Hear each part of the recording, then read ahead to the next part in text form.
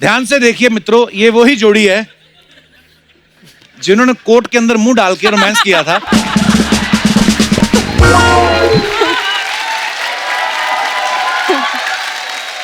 सबके मन में एक सवाल है कई सालों से, ये कोट के अंदर मुंह क्यों डाला था? आपको डर है आप पकड़े ना जाएं? या ये किसका आइडिया था सर? ये सिर्फ भट्ट साहब का था। अच्छा और जी। जब उन्होंने ये पोस्टर दिखाया था तो जैसे हर कोई न्यू कमर होता है, कुछ शक्ल कहाँ है हमको, हमारे को छुपा दी क्या, मतलब अच्छा। पिक्चर लोग देखने जाएंगे। लेकिन उनकी थॉट थी नहीं मेरे को मिस्ट्री क्रिएट करना है कि कौन है। अच्छा। तब मेरे को दिल में डर लगता था कि वाकई में मेरे बाल मेरे खिलाफ चले जाएंगे। अच्छा। जिस टाइप का मैं हूँ कि मतलब छुपा रहे हैं ऑलरेडी पोस्टर में। आपको पता है आपके चक्कर में, ये जो कोट वाले चक्कर में, अर्चना जी का तब अफेयर चल रहा था परमीत सर के साथ। इतना तक तो सच है, आगे आप झूठ बोल। नहीं, उसके बाद इन्होंने कहा कि मेरे को भी कोट वाला पोज करना है। तो वो जब आए ना अंदर, तो अंदर डाल के बोलती 100 रुपया निकाल, नहीं तो मैं शोर मचा दूंगी।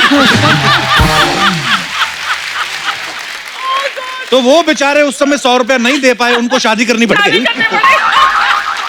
आज तक भरपाई कर रहा है। काफी मिस्ट्रीज हैं इस तरफ भी। पर राहुल सर, अनु मैम, जब आपको ये फिल्म मिली थी आशिकी, उस समय आपके मन में कभी ख्याल आया था कि ये इतनी बड़ी हिट होगी कि 30 साल बाद भी आपको कपिल शर्मा शो में जाने का मौका मिले? सॉरी, अपनी प्रमोशन मैं करता रहता हूँ बीच में। सबसे पहले कपिल, मैं ये कहना चाहूंगा कि 30 साल तो हो गए इंडस्ट्री में रहते हुए जी। बीच में मैं 9 साल नहीं था वगैरह, लेकिन जब मैं वापस आया जी, जितने भी मेरे चहीते लोग हैं कह रहे थे सर कपिल शर्मा के शो में चले जाइए, लोग आपको देखेंगे ज्यादा कि अब क्या कर रहे हैं वगैरह। और मैं तेरे को कई जगह पकड़ा है और मैंने पूछा कब बुला रहा है, कब बुला रहा है। तेरे को छोड़ूंगा नहीं sir. Love you sir. But I am so grateful कि ऐसे शुभ अवसर पे हम लोग आए हैं यहाँ पे। जब फिल्म की थी उन दिनों में मुझे याद है 6 दिन का हाउसफुल हर सिनेमा हॉल में था। तो रिलीज वाले दिन में मेट्रो सिनेमा में 12 बजे की शो लगी हुई थी। अच्छा जी। मुकेश भट्ट मेरे को गाड़ी में लेके गए थे क्योंकि उन दिनों मैं पीजी में रहता था। अच्छा जी। तो मैं चला गया यहाँ पे, थिएटर के बाहर कम से कम 300-400 लोग थे शो के घुसने के लिए अंदर। अच्छा जी। गाड़ी से मैं बाहर निकला तो पूरी की पूरी जनता रिकॉग्नाइज्ड हु आई वाज, भागने लगे। और उन दिनों में कोई बाउंसर वगैरह कोई नहीं होता था। अच्छा जी। वो सब कोई नाटक नहीं था। अच्छा। तो मुकेश जी मेरे को लेके जाते थे।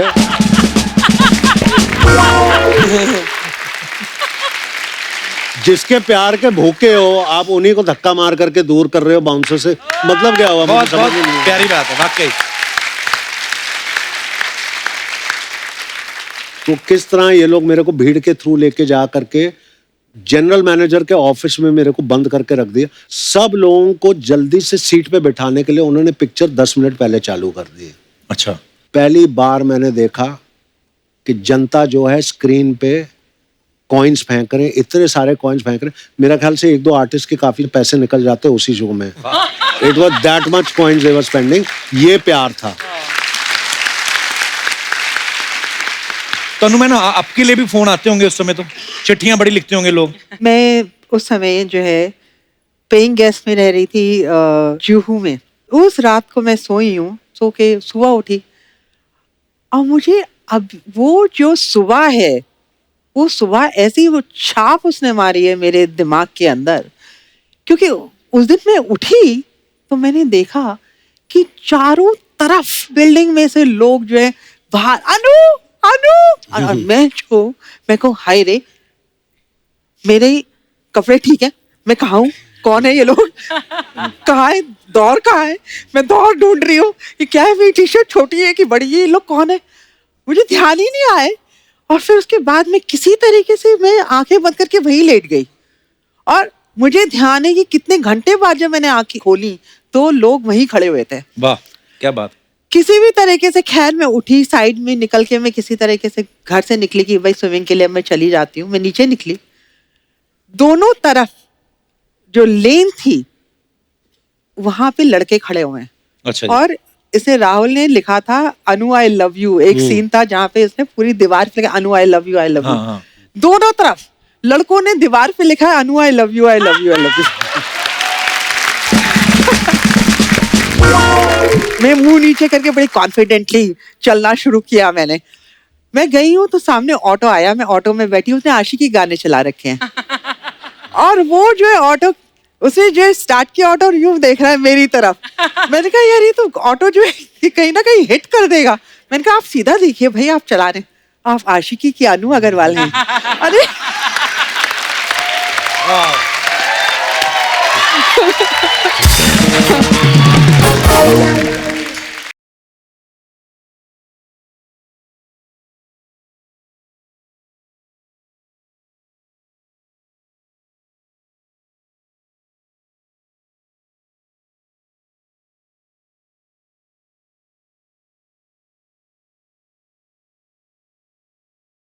पर सर ये मैं दोनों से पूछना चाहता हूँ, फिल्म आपको कैसे मिली? मतलब जैसे आप तो मॉडलिंग करती थी पहले, या राहुल सर आप भी मॉडलिंग करते थे, भट्ट साहब से नहीं, कैसे मुलाकात हुई? मेरी मदर बहुत स्ट्रांग लेडी थी, तो उनके बारे में लिखा गया था। तो भट्ट साहब क्या है, उन दिनों में ऐसे कैरेक्टर्स को ढूंढते थे, बिकॉज उनकी सारी फिल्में आधारित होती थी ऑन रियल कैरेक्टर्स। तो वो मिले मेरे मदर से, और जैसे हर माँ होती है प्राउडली, ये मेरे बच्चे हैं ये, तो वो फोटोज देख रहे थे तो मेरे मॉडलिंग के, तो ऐसे ही उन्होंने पूछा कि ये फिल्म करेगा? तो मेरी माँ ने कहा मैं उससे बात करवा देती हूँ, because is here in Bombay कुछ मॉडलिंग के चक्कर में। अच्छा जी। तो जब मेरी मदर आई, मैं चर्च गेट में रह रहा था, अच्छा जी। तो वो आई तो कहने लगा Mahesh Bhatt wants to talk to you. तो मैंने सर को फोन किया, मैंने कहा सर मैं राहुल है, मम्मा ने बोला था। तो इन्होंने बोला जुहू आने के लिए। तो फिर उनके घर पे आया तो सोनी जी ने दरवाजा खोला था। अच्छा जी। एंड भट्ट साहब से मिला, और पहले 5 मिनट में वो जो टिपिकल भट्ट साहब, तो मेरी पिक्चर कर रहा है। मैं कहा हाँ सर मैं कर रहा हूँ, मुझे कुछ नहीं पता कि मैं कर क्या रहा हूँ, कौन सी फिल्म है क्या, हाँ बस कर रहा हूँ मैं उनकी फिल्म। और अनु मैम आपकी कैसे मुलाकात हुई थी भट्ट साहब से? मेरी कहानी इससे बिल्कुल अलग है। अच्छा जी। बट अगर एक लाइन में मैं कहूँ तो मैं ये कहना चाहूंगी कि इस फिल्म ने मुझे ढूंढ लिया और पकड़ लिया और फिल्म करवा दी। क्या हुआ था, मेरी महेश भट्ट से मुलाकात हुई थी आशिकी से 6 महीने पहले। अच्छा जी। तो एक मेरे फ्रेंड थे अनिल गुप्ता, उनका एक लंच था, तो मैं लंच पे गई थी और मैंने जो है खाना लेके मैं बैठ गई, खाना खाना मैंने शुरू कर दिया। एंड इतने में गाय वॉक, मतलब एक लड़के अंदर आया, आदमी आया, और वो कौन थे, ये महेश भट्ट। और उन्हें मेरे को सिर्फ वहां देख रहे थे बैठ के, मुझे नहीं पता। बोले कि यू आर अ स्टार। तो मैंने जो है खाते खाते कहा कि इन द गैलेक्सी।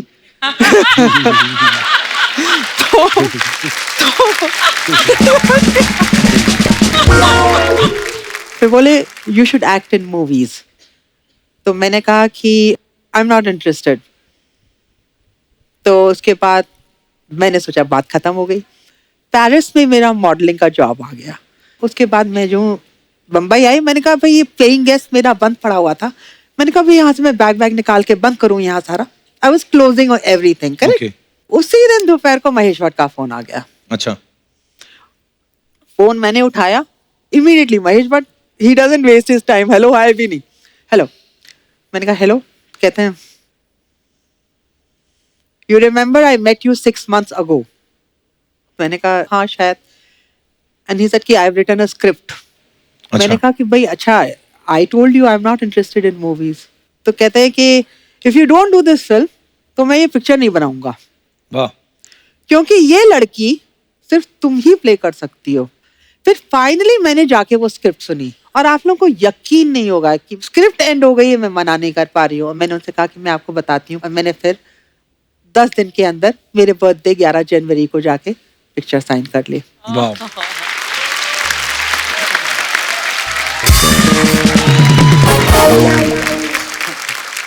तो देख लो, उस समय आपने नहीं सोचा होगा कि ये फिल्म कैसी एक कल्ट फिल्म बन जाएगी और सालों तक लोग इसे याद रखेंगे। मुझे याद है जब फिल्म रिलीज हुई ना, तो आशिकी के बाद हर लड़का ना लंबे बाल रख के गिटार लेके घूमने लगा था। ये अपना दिनेश है ना, ये जो रेड कलर की गिटार, इसने गिटार तभी बजानी शुरू की, तो ये इस चक्कर में फेल हो गया। उसके बाद वही लंबे बाल इसके बाप ने पकड़ के जो घुमाए हैं ना, उसको दोनों तबले सुझाए इसके डैडी ने। राहुल राय सिर्फ आशिकी नहीं करते, पढ़ाई लिखाई भी करते थे वो। हाँ। अच्छा सर, अनु जी का नाम भी फिल्म में अनु था, आपका भी राहुल ही था, तो ये इंटेंशनली रखा था कि आलसी थे भट्ट साहब? ये ये मैं बता रहा हूँ, ये बहुत फनी किस्सा है। गाना तो शूट कर लिया, अच्छा मैंने तो स्क्रिप्ट सुनी भी नहीं जी। तो मेरे को तो कैरेक्टर का नाम ही नहीं पता था कि मैं कैरेक्टर क्या है। अच्छा। तो गाना जैसे खत्म कर लिया तो शॉर्ट था कि एक बंदा आता है रेस्टोरेंट का, भाई तू पगार ले ले दिन का और साइन कर ले वाउचर। किसी ने बोला ही नहीं तो मैंने राहुल रॉय लिख दिया उधर करके, उन्होंने शॉर्ट कैन कर लिया। अब उस टाइम तो डिजिटल था नहीं फिल्म, हाँ। फिल्म का मतलब बहुत महंगा है, हाँ नहीं अभी नहीं रीशूट हो सकता, तो नाम उन्होंने राहुल रख दिया। और उसके बाद जितने भी फिल्में मैं कर रहा था, बिकॉज फिल्म हिट हो गई तो इट वाज राहुल ओनली। वाह क्या बात है।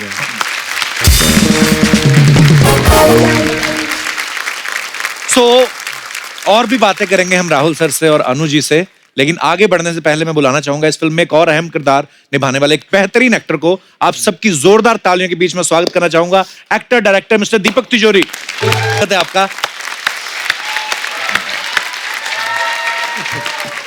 सर आशिकी के 30 साल पूरे हो गए, आपको बहुत बहुत मुबारक। लगता है हाँ सफेदी आ गई। एक्चुअली सर जब आपको फिल्मों में देखते थे ना, सबको लगता था ऐसा हमारा भी दोस्त होना चाहिए। बस यही एक प्रॉब्लम होता था हमेशा। मेरे साथ यही प्रॉब्लम हुआ उन दिनों में। अच्छा हाँ, मुझे गर्लफ्रेंड नहीं मिलती थी, मुझे हमेशा दोस्त बनाते थे। पर सर आपके कभी मन में नहीं आया यार मैं भी हैंडसम हूँ, लंबा चौड़ा हूँ, आपके मन में नहीं आया कि मेरे को भी हीरोइन मिलनी चाहिए? भट्ट साहब से कहा नहीं आपने? सब किया हम लोगों अच्छा। ने उन दिनों में, मेरे साथ में और 3-4 और भी थे। अच्छा जी। जो भट्ट साहब की सेवा में लगे हुए थे उन दिनों में। अच्छा और हम लोग देख के बोलते थे भट्ट साहब इसको कैसे हीरो हो गया। हाँ। इसको देखो तो ना हिंदी बराबर बोलता है ना हीरो की कुछ भी बात है। भट्ट साहब भी ऐसी गंदी गेम खेलते थे, हम लोगों को बिठा के बोलते थे कि अच्छा मैं फिल्म बना रहा हूँ, अब तुम 4 लोग बैठे हो, तुम चारों स्ट्रगलर हो, डिसाइड करो हीरो कौन बनेगा, मैं थोड़ी देर में आता हूँ। अच्छा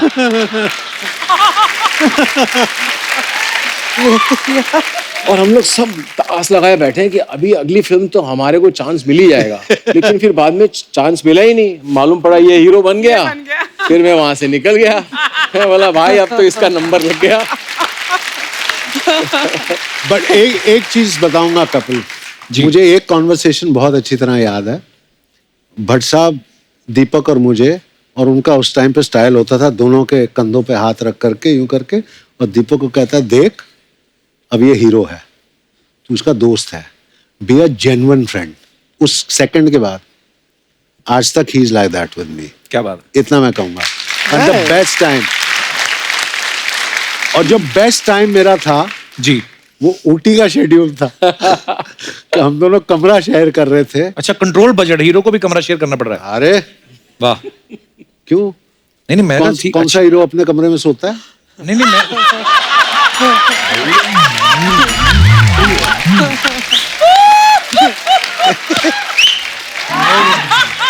अच्छी बात है। और एक और बात बताता हूँ कि अगर मुकेश जी की फिल्म हो ना, हाँ। तो कमरा मिल जाए हीरो को तो भी बहुत बड़ी बात है।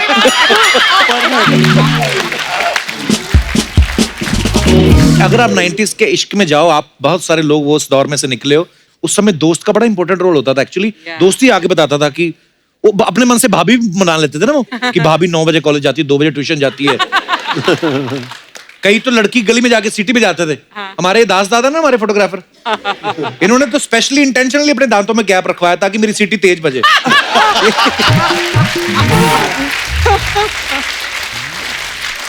ये हमारा जो पांडे है ड्रम पे, इसका तो कोड वर्ड था क्या? ये अपनी गर्लफ्रेंड की गली में जाकर ना कुत्ते के जैसे भौंकता था।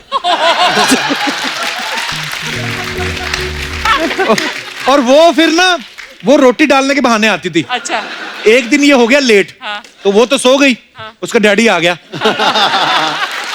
पहली बार लोगों ने कुत्ते को फटे कपड़ों में 2 पैरों पे चलते देखा है। ओह।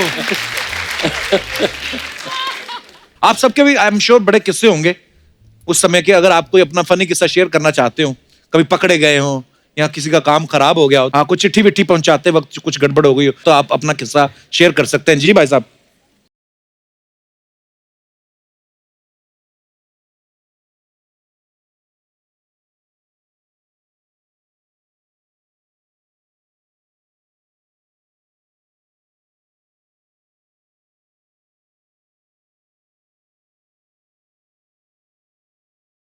Hi everyone. हाँ जी। Hi everyone. हाँ सर मेरा नाम मुकेश कुमार है, मैं कानपुर उत्तर प्रदेश का रहने वाला हूँ। मुकेश जी बहुत बहुत स्वागत है, कानपुर से आए आप। आपका क्या किस्सा है? हाँ सर, मुझे कभी कभी ये लगता है कि दो प्यार करने वालों के संदेश को पहुंचाने के चक्कर में किसी तीसरे की जबरदस्त धुलाई हो जाती है।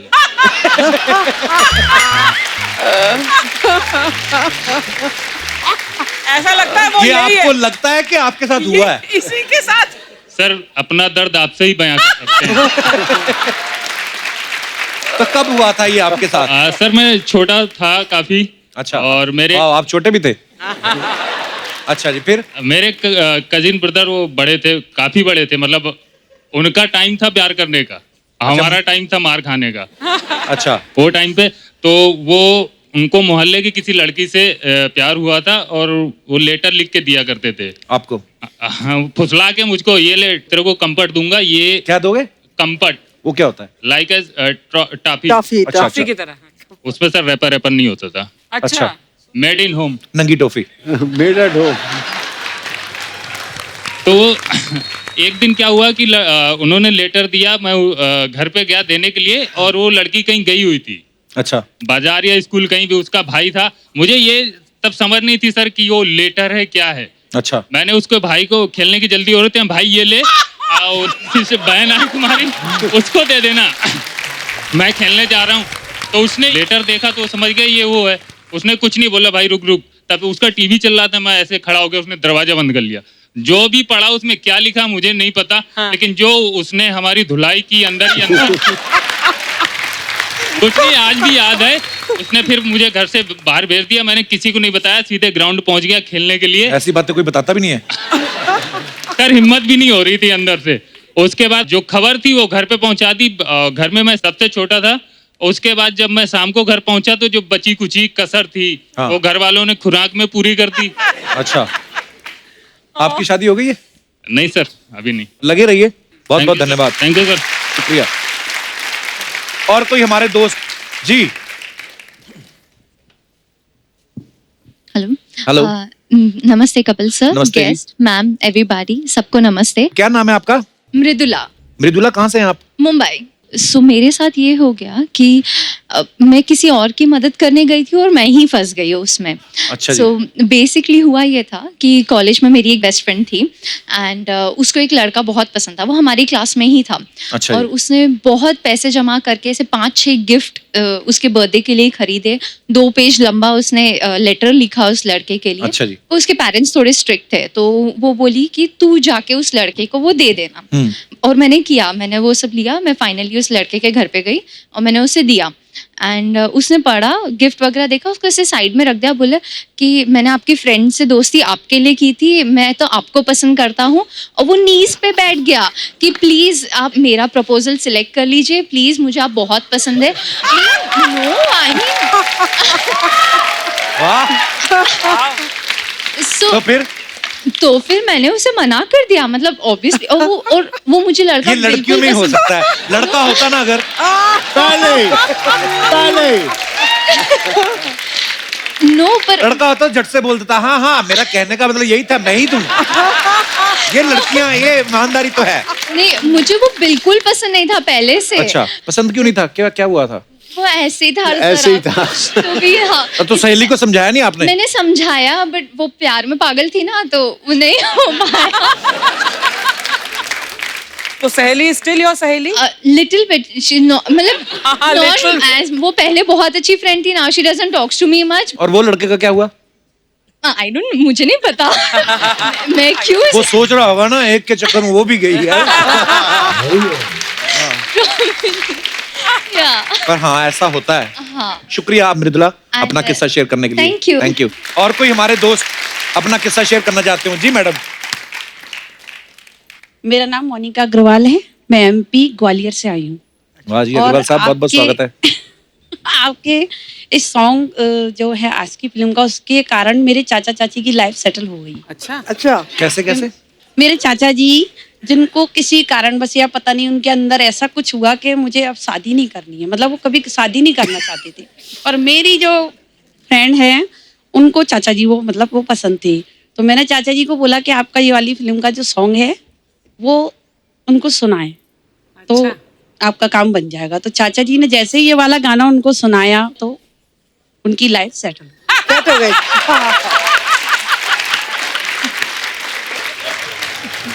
तो मैं इनका धन्यवाद करना चाहूंगी कि इनकी उस सॉन्ग के कारण जो मेरे चाचा जी की जो सोच थी कभी शादी नहीं करूंगा, वो सोच उस सॉन्ग को सुनने के बाद कौन से गाने से बदली? गई। सांसों की जरूरत है जैसे, सांसों की जरूरत है जैसे, जिंदगी के लिए बस एक सनम चाहिए, आशिकी के लिए हाँ एक सनम चाहिए, आशिकी के लिए। तो ये चाचा जी को आपने रिकॉर्डेड सुनाया होगा, खुद तो नहीं सुनाया होगा? नहीं मैं खुद सुनाते फिर नहीं मानते चाचा जी। और आप अकेली आई हैं ग्वालियर से? मेरे ये 2 बच्चे आए हैं साथ में, ये आपके एक बच्चे हैं? लड़का।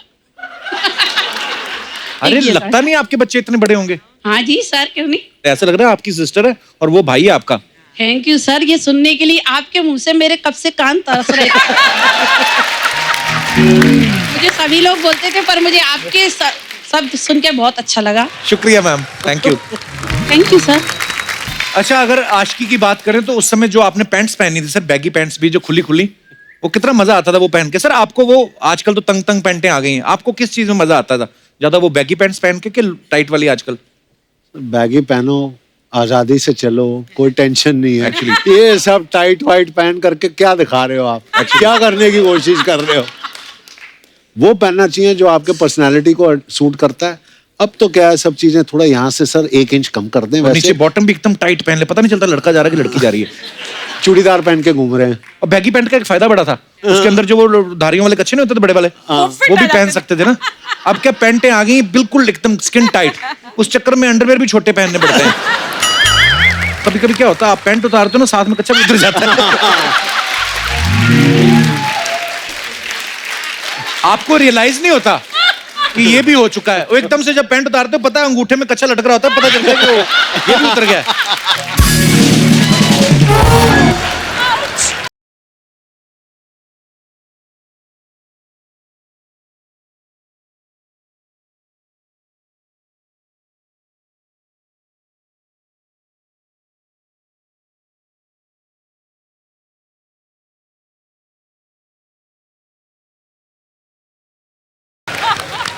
राहुल सर, अगर आपकी जुनून फिल्म की बात करूं, क्या कमाल की फिल्म थी जुनून, जिसमें रात को शेर बन जाते हैं। राहुल सर, कहीं यही रीजन तो नहीं आपके सिंगल रहने का कि लड़कियों को लगता होगा ये 12 बजे शेर बन जाता है? इस बात को राज ही रहने देते हैं। लेकिन प्रॉब्लम क्या था कि जब मैं कर रहा था वो सब, बाकी सब तो डर जाते थे। ये पूजा, संजय दत्त, अच्छा, ये सब कहते थे इतना क्यूट शेर हमने देखा नहीं है, इसको तो घर ले चलो, पाल के रखो, ऐसे कौन सा डराने वाला है। ये सब हंसते थे बड़े। हमारे मन में बैठ गया था कि ऐसा होता होगा कईयों के साथ, पूर्णमासी की रात को कोई शेर बनता होगा। और फिर मेरे याद है एक सीन जिसमें वो गाना नहीं चल रहा था, प्रेम प्रेम प्रेम ओ मेरी दिलरुबा, उसमें आप फिर 12 बज जाते हैं, 5 मिनट रहने, आधा शेर बाहर आ चुका था आपका। उसके बाद ये बाथरूम में जाते तो एक लड़की ना शॉर्ट स्कर्ट के, ये बन चुके अंदर शेर बाथरूम के अंदर, और लड़की को पता नहीं है। तो ये आवाज निकाला शेर वाली, तो लड़की की लगती जानबूझ के आवाज निकालती टाइगर टाइगर, और वो ना उसके बाद में टाइगर आता है, स्कर्ट से पकड़ के अंदर ले जाता है। क्या कमाल का किरदार किया था आपने सर। जैसे बड़ी सारी अफवाहें उड़ती हैं सब फिल्म सेलिब्रिटीज के बारे में, फिल्म स्टार्स के बारे में, आपकी आशिकी को लेकर बड़ी सारी अफवाहें थी, तो कुछ अफवाहें हैं जो दर्शकों के बिहाफ पे मैं आप सबसे पूछना चाहता हूं। सर आपके बारे में ये अफवाह है कि आशिकी के बाद आपने 50 फिल्में साइन कर ली थी, और आपके भाई साहब ने फायदा उठा के 25 तो उन्होंने कर दी बीच में। ये अफवाह है कि सही है? ये अफवाहें, 49 फिल्में थी। वाह। और दीपक भी जानता है, और उस टाइम पे एक कानून बनाया था। अच्छा जी। क्योंकि गोविंदा और मैं तो left right and centre shooting कर रहे थे उस टाइम पे, तो उन्होंने कहा था कि इतने आर्टिस्ट, मतलब एक आर्टिस्ट इतनी फिल्में, 12 फिल्में से ज्यादा नहीं कर सकता एक साथ, एक साल में कि एक साथ। ओके। तो हम तो ऑलरेडी वो सारे लकीरें तो पार कर चुके थे। अच्छा बट ताकि बाकी आर्टिस्ट उतना ना करें, क्योंकि सबकी डेटें यहाँ वहाँ जाती थी, तो बट उन 49 में से 25 या 26 के मैंने साइनिंग वापस दे दिए थे, क्योंकि मैं कर नहीं पा रहा था। कैसी स्टारडम देखी होगी सर, वाह कमाल है। बट बट राहुल, तुमने जिन फिल्मों की साइनिंग वापस की उनमें से कुछ हिट हो गई, कभी रिग्रेट हुआ कि यार ये मैंने गलत फिल्म को मना कर दिया? ऐसी कई फिल्में होंगी। एक फिल्म आई थी मेरे पास, हाँ। यश चोपड़ा जी के साथ मेरी बात हुई थी। They had called me, Honey ji had written, जो फिल्म लेटर ऑन बनी थी डर। डर, अरे वाह क्या बात है। और राहुल का जो किरदार था जो शाहरुख जी ने किया, जी, that was written with me in mind। क्या बात है। गॉश। तो वो मेरा बिगेस्ट रिग्रेट है कि मैं नहीं कर पाया वो film, but you learn to live with it, ऐसा है। बिल्कुल सर, लाइफ यही है। अनु जी, एक अफवाह ये है कि कोर्ट के अंदर राहुल राय आपको अपनी रेडियम वाली घड़ी दिखा रहे थे। कोर्ट के अंदर we were just trying to fit into the court, you know, कि कहीं सर बाहर ना रह जाए। कोर्ट ज्यादा बहुत बड़ा नहीं था। हम दोनों Right? एक दूसरे के साथ बात करते थे, अच्छा ऐसे कितनी देर खड़ा होना है अपने को, क्या करने का है अपने को, व्हाट इज भट्ट साहब एक्सपेक्टिंग कि हम करें कोर्ट के नीचे। दीपक सर, एक अफवाह ये है कि आपके पड़ोसी बैंक में लॉकर नहीं लेते।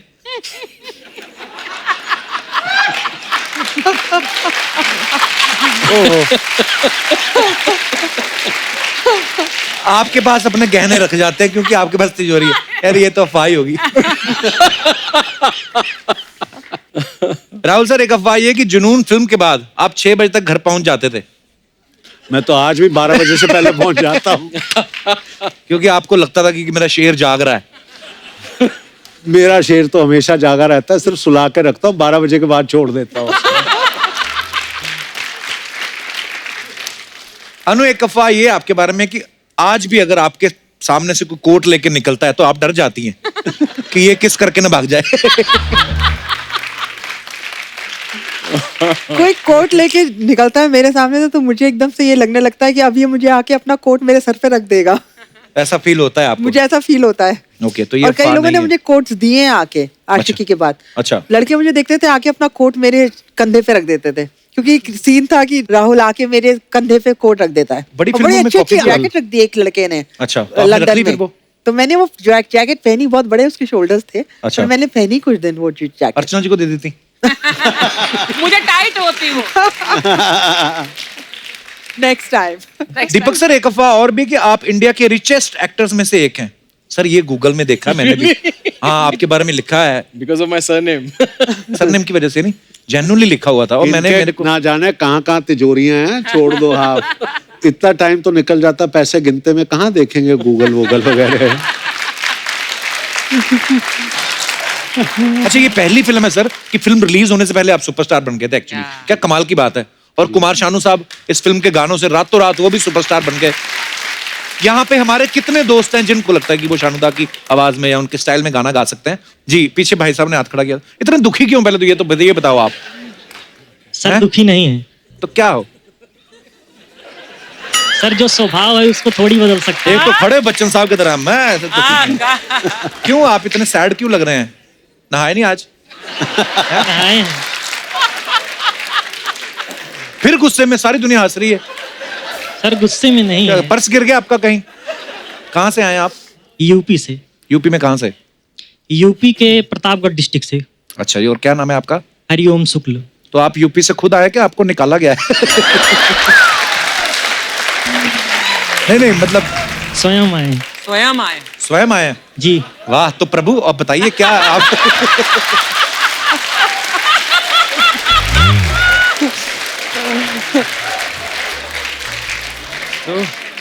तो अभी बातें दिल करता है कि आप लोगों के साथ करते जाएं। अच्छा, मैं अपने दर्शकों को बता दूं कि अनु जी जो हैं वो एक बहुत अच्छी बाकमाल एक्ट्रेस होने के साथ साथ एक बहुत नेक इंसान भी हैं। इन्होंने अनु अग्रवाल फाउंडेशन के नाम से एक एनजीओ शुरू किया है। मैं चाहूंगा कि मैम उसके बारे में भी आप कुछ बताएं कि सोसाइटी के लिए क्या क्या करता है आपका एनजीओ जो है। अनु अग्रवाल फाउंडेशन बनाई जो मैंने, उसका 2 कारण थे। एक कारण तो ये था कि मैं खुद बहुत बीमारी से गुजरी। मैं तो मतलब मृत्यु से निकल के बाहर आई हूँ और मैंने अपने को हील किया। डॉक्टर्स मुझे कहते हैं मिरेकल केस। मेरी जो हालत थी, पहले तो मैं कोमा में जब थी तो वो सोच रहे थे कि ये उठेगी नहीं, और जब मैं कोमा से उठी 29 दिन बाद तो उन्होंने कहा मिरेकल हो गया। जब मैं ठीक हो रही थी तो मैंने एक पुस्तक लिखनी शुरू करी अपनी लाइफ के बारे में। मुझे ये था क्यों मैंने लिखनी शुरू करी, क्या रीजन था। मुझे सिर्फ ये था कि जिस तरीके से मैं इतनी कठिनाइयों से, क्योंकि हर जना कठिनाइयों से गुजरता है, और कई दफा आदमी जो है अपना होप खो देता है। मेरा यही था कि मैं कैसे लोगों को प्रेरित करूं। तो ये बुक मेरी, और मैंने अपने खुल के अपने जीवन के बारे में बताया है। मैंने ये सोचा कि मैं सच्ची तरीके से, कन्फेशनल तरीके से लिखूंगी, तो मैंने उस तरीके से अपनी पुस्तक लिखी। उसका नाम था अनयूजुअल, और वो 2015 में हार्पर कॉलिंस ने रिलीज करी थी।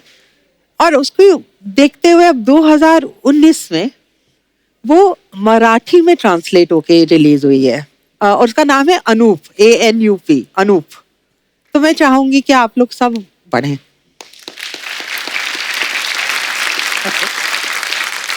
जब मैं हील हो रही थी तो मैंने एक बच्चों को देखा, कहीं स्लम के बच्चों को, उनकी कोई क्लास चल रही थी और वो बच्चे इतने सैड लग रहे थे बच्चे। मैं यही चाहती थी कि किस तरीके से बच्चों के अंदर हंसी लाई जाए, कैसे मैं उनके अंदर खुशी ला सकती हूँ, अंदरूनी खुशी, जो कि योगिक पोस्चर्स कुछ हैं, डीप योगिक पोस्चर्स और मेडिटेशन है। तो उसके लिए मैंने फिर प्रोग्राम बच्चों के लिए बनाया, और मैंने कहा मैं देखती हूँ कैसे चलेगा।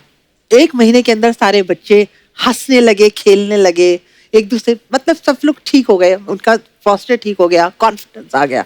फिर मैंने आगे उसको बढ़ाना शुरू किया जी। तो फिर उसके बाद मैंने वो और स्लम के बच्चों के साथ, अच्छे स्कूल, टॉप स्कूल्स के साथ, बच्चों के साथ, और अब जो है वो फाउंडेशन चल रही है। करीबन 15,000 से थोड़े से ऊपर बच्चों के साथ काम किया है हमने। और आगे हम अब हमारा ये पिछले अगले 2 सालों में 2022 तक हम लोग चाहते हैं कि हमारे कम से कम 1 लाख बच्चे हो जाएं। बहुत ही अच्छा काम कर रही हैं मैम आप। Thank you so much ma'am. एक बार जोरदार तालियां हो जाएं अनु मैम के लिए, दीपक सर के लिए, राहुल सर के लिए। आइए सर। सर बहुत बहुत धन्यवाद, थैंक यू मैम, आप लोग हमारे शो पे आए, बहुत मजा आया, और love you sir. Thank you sir, thank you so much. Thank you Deepak sir. Thank you very much. Thank you ma'am, thank you so much ma'am. Thanks a lot. और आप सब लोग भी यूं ही हंसते रहिए, मुस्कुराते रहिए, अपने आसपास सफाई बनाए रखें और देखते रहिए the Kapil Sharma show. Good night, शब खैर, thank you, love you all.